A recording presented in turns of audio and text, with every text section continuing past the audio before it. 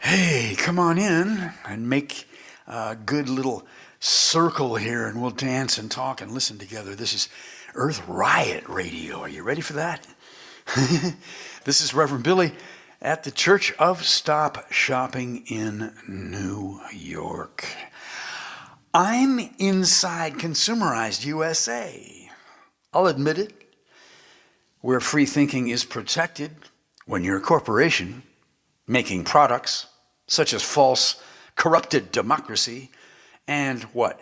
National security that bombs children in broad daylight. Ooh, yeah, and check out our line of Planet products where you can buy Mass Extinction on time. We're out of time. It's happening right now. Every month hotter than the last. We're here, and it's prosperity time. And prosperity is suicide. It's the same thing. Somebody give me an earth-alleluia. Am I telling the truth? However, let's comfort each other. Let's heal. All right? That's another kind of radio. We don't have to just say bad things all day long. Come on now. Love. We're looking into each other's eyes. We got a community going on here. We're dancing in this circle. Somebody give me an earth-alleluia. We're going to find a way out of this psychological trap, find a way out of these pixels. We're going to stop the violence. Please, everybody, somebody give me an earth-alleluia. Earth-alleluia.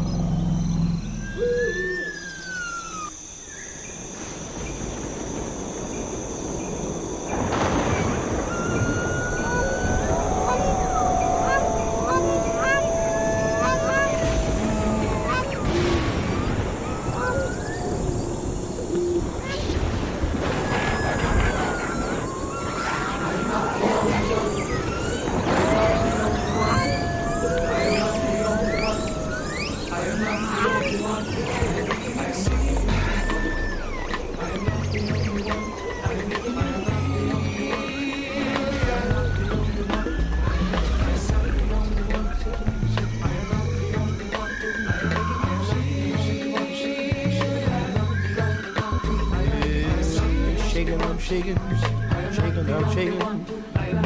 over the ground. Shaking, I'm shaking, shaking, I'm shaking, over the ground. Shaking, I'm shaking, shaking, I'm shaking, over the ground.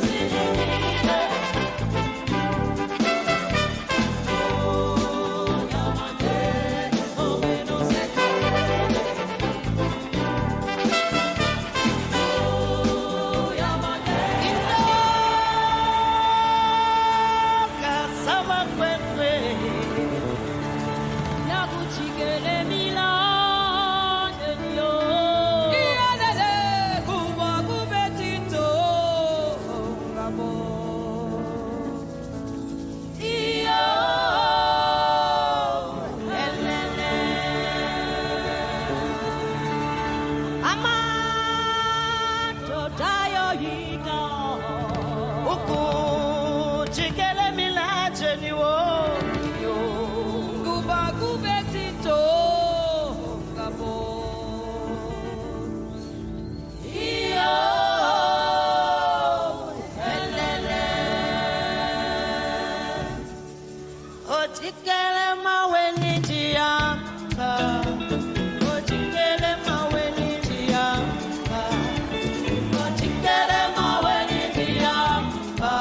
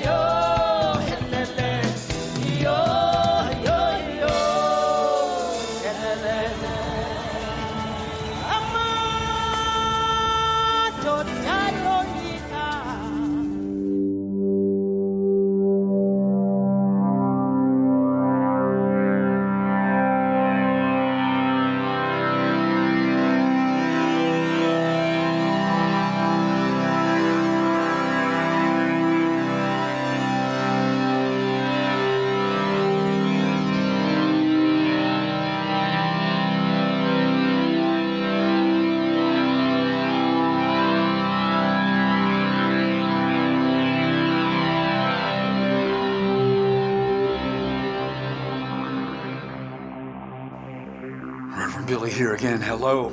We've just had 4 audio events kicking off today's Earth Riot Radio. The first one was a poem I've written, Can We Make Love in Such a Way, which I hope becomes a Stop Shopping song. And the Stop Shopping Choir sang the second event, which was I'm Not the Only One. A recognition I'm in a community. I don't have to pull this weight all by myself. That's a lesson we should all learn in this time of such peace work we need to do and such earth work we need to do. And yes, communities make change. And then, speaking of which, Hugh Masekela takes the stage and with his trumpet and his voice, and he calls, Bring Nelson Mandela back home. I want to see Nelson Mandela walking in the streets of South Africa. And his song was powerful and dangerous, and it caused the thing that it wanted. Nelson Mandela then did come out of jail as a result of that song and other songs. Music had a lot to do with it. Artists had a lot to do with it, and the reception of the arts and the communities that were being created at that time. And then Mother Africa herself, Miriam Makeba, is the 4th audio event that we just experienced. And she was exiled for 27 years. Nelson Mandela was jailed, and the 2 of them came back, and they came back to music in the air. Now we've got to do that again, right? We have the earth singing to us in the wind of the storms, and in the crackling sound of the wildfires, and in the rushing sound of the flooding, and in the sound of the birds still returning in springtime, and the feeling of healthy ecosystems that are still flourishing. We need to rise up. The artists need to rise up now in the face of this fascism and the bombing and the killing of children every day. That can't be normal. No. War kills everything. And the arts, the music rising up. Let's sing for peace. Earth-alleluia.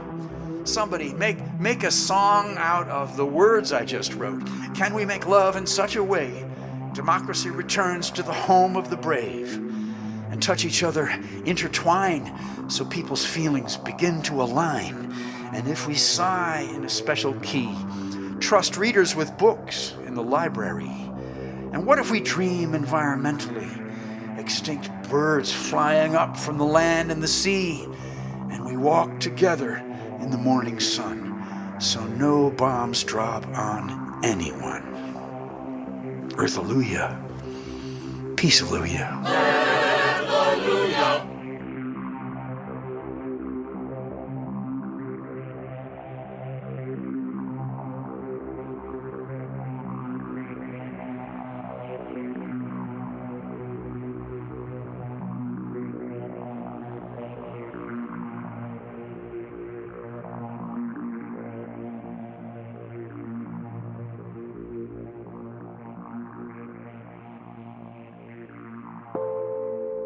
Hello, welcome to News from the Natural World. I'm Savitri D. Salmon are moving into lakes and streams newly formed by melting glaciers in Alaska and British Columbia, even as mining firms rush to exploit mineral-rich lands newly exposed by retreating ice. Glacial retreat in Alaska and British Columbia is transforming cold, sediment-choked rivers into clearer, warmer streams and lakes that could support expanding salmon populations in the decades to come. Though new salmon habitat could emerge across nearly 4,000 miles of river by century's end, much of it lies near existing or proposed mining sites, including projects without formal consent from downstream communities. Mining companies are rapidly staking claims in these newly exposed landscapes, fueled by record gold prices and high demand for copper, raising alarm among indigenous groups and fisheries advocates. A surge in global conflict, plastic contamination, and chemical exposure is putting bees and other pollinators at increased risk. A University of Reading report lists 12 emerging threats to pollinators, including war, microplastics, artificial light, and antibiotics entering ecosystems via agriculture. Microplastics were detected in most of the 315 bee colonies tested across Europe, while light pollution has cut nocturnal flower visits by 62%, and pesticide mixtures continue to harm pollinator health. El Paso, Texas is experiencing its dustiest year in decades as drought, vanishing vegetation, and rising temperatures send choking clouds of dirt across the Texas border region. El Paso has seen 10 dust storms and 34 dusty days this year, levels not recorded since the Dust Bowl of the 1930s, due to a prolonged drought and stronger than average winds across West Texas, New Mexico, and northern Mexico. Air quality has plummeted, with particulate matter reaching hazardous levels. One storm in March saw levels 28 times the EPA's daily limit, raising serious concerns for respiratory health. Scientists warn that with continued warming and aridification, storms will likely grow more frequent and intense. A new satellite analysis shows that offshore oil rigs continue to leak vast amounts of oil and methane, even as the Trump administration rolls back key drilling safeguards enacted after the Deepwater Horizon disaster.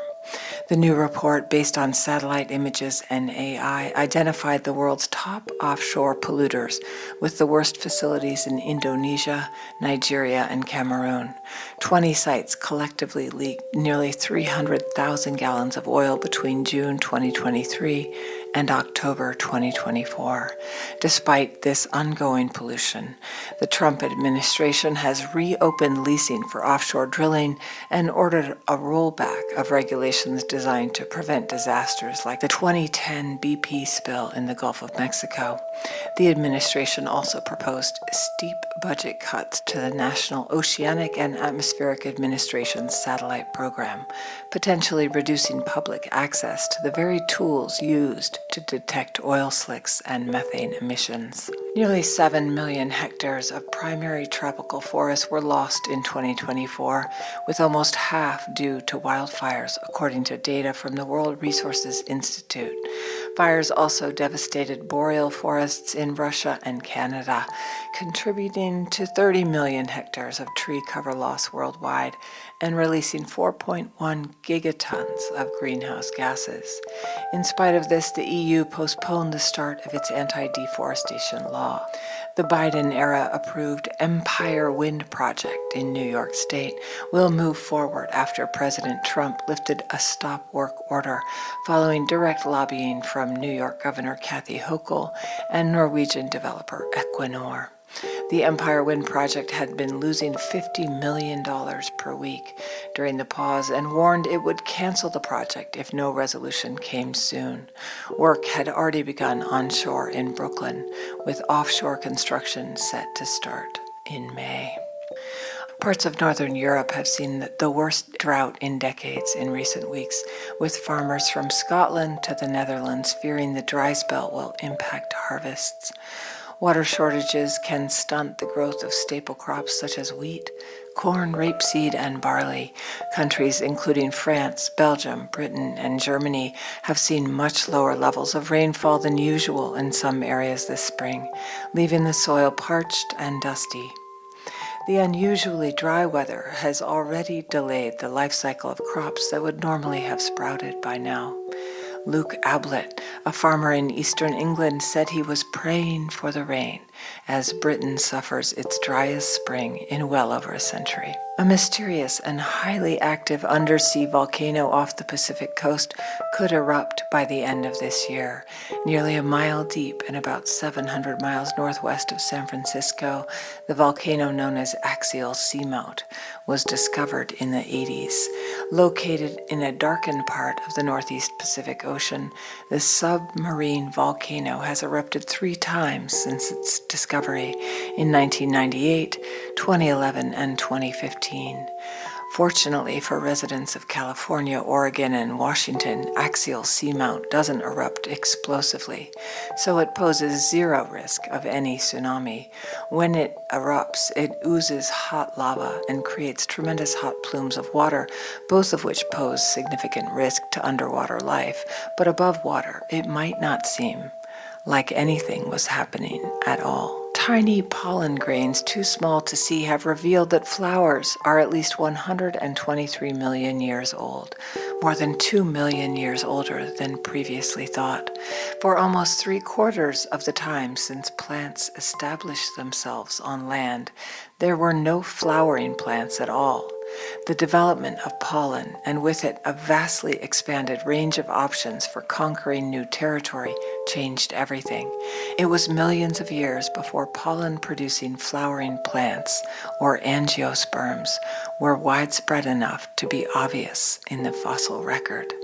Examination of coastal sediments in what is now Portugal has revealed pollen grains just 0.02 millimeters wide, the oldest coming from sediments 123 million years ago. The grains could be found because these pollens fluoresce under the right light. When a confocal laser scanning microscope was shown on some of the sediments, 4 minuscule grains glowed in samples collected 16 miles apart. The United Arab Emirates breached its May temperature record for the second day in a row, hitting 51.6 degrees Celsius or 124.9 degrees Fahrenheit on May 24th, within touching distance of the highest ever temperature recorded in the country. The highest ever temperature recorded in the UAE was reported at 52 degrees Celsius or 125.6 degrees Fahrenheit on Abu Dhabi's Al Yassat Island in 2010. The number of extremely hot days has nearly doubled globally in the past 3 decades. And I'd like to take a second and wish a happy birthday to Reverend Billy, my collaborator and life partner. Happy birthday, Rev. Love you. And now, the sounds of extinction. A grasshopper thought to be extinct for 4 decades has been rediscovered. The Monte Gordo grasshopper was first described in 1980 on São Nicolau, Cape Verde, an archipelago off Africa. Scientists uncovered only 1 male specimen from 1979 to 1982. And they soon declared the species extinct. But in 2023, researchers say they rediscovered the species and even found some elusive females. Scientists believe the species occupies an area just 12 kilometers square. The human impact on natural habitats in Cape Verde has been considerable for over 500 years, and most vegetation is severely disturbed. The combination of harsh climate and human disturbance and the Monte Gordo grasshopper will likely remain critically endangered. And hear the sound of Cape Verde.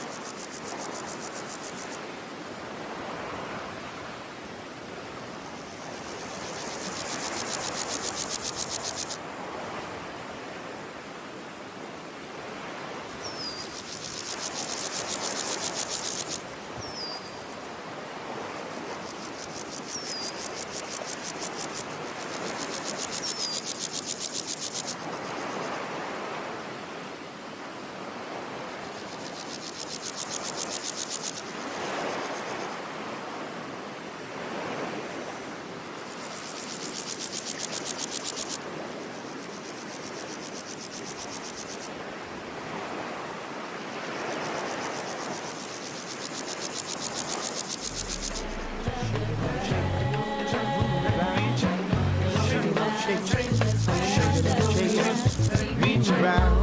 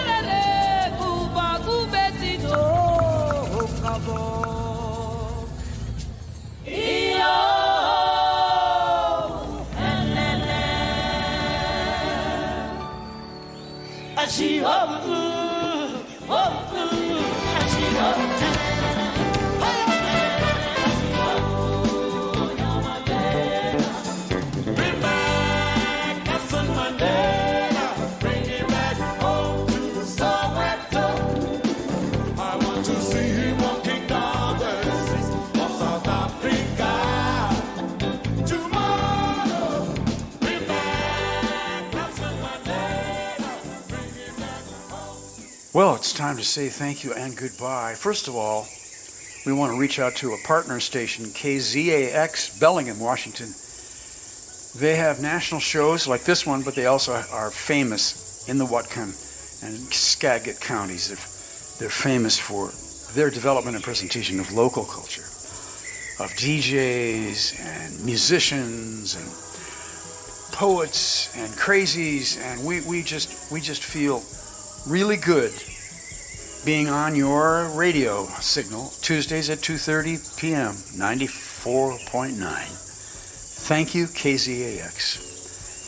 And now we've already credited Savitri D and the I'm Not the Only One, this ode to community making, where the political power comes from. Hugh Masekela, Miriam Makeba, certainly avatars of that whole idea. We want to find a way to make those kinds of songs that powerful for the earth, for the children being bombed, for the safety and security of life of all kinds, ecosystems, and you and me. All races, all genders, we just have to protect each other. Some of us are vulnerable. Let's find a way to be fair. Let's find a way to be safe and in love. All right? Well, now, we have a show, speaking of love, coming up. Gotta plug it. June 1st, Sunday, 6 p.m., the Quaker Meeting House. That's at the 15th Street, Quaker Meeting House, east of Union Square, 15th Street, at Rutherford. It's actually 15 Rutherford, 15, that's the address if you're coming on your computer and you want the exact address, 15 Rutherford. Well, now the Quakers have taken us in after those years at Lower East Side of Avenue C, and after all our immigration activism, we feel safe with the Quakers, with the American Friends Service Committee, and their meeting house is the most beautiful theater in downtown Manhattan.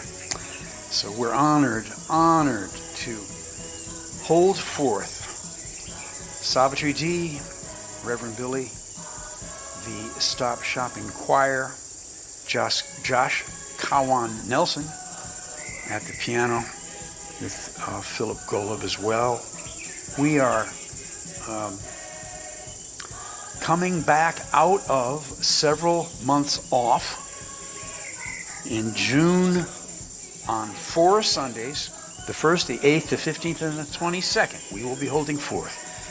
6 p.m. Now I'm starting to repeat myself, but that's what you do, right? That's how you get the information across. We're really looking forward in this dire time of being with you, singing our passionate songs. And I get to preach again. Somebody give me an earth, hallelujah. Have a safe and wild week.